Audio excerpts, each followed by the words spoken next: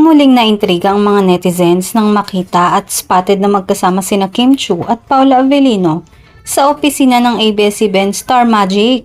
Ito ay pagkatapos mismo ng It's Showtime. Matatandaan na nauna nang nabalita na may nilulutong proyekto para sa dalawa na malapit ng simulan.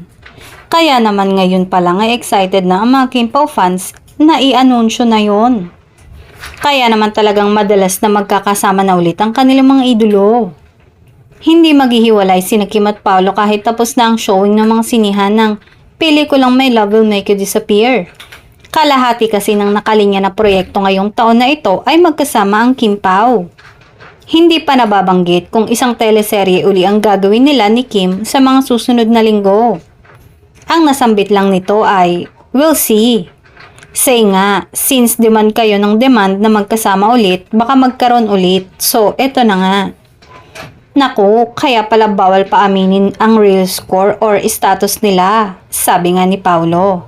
I really like her pa lang daw at hindi pa official. May next project pa pala kaya okay lang daw sa mga fans kahit keep it secret muna.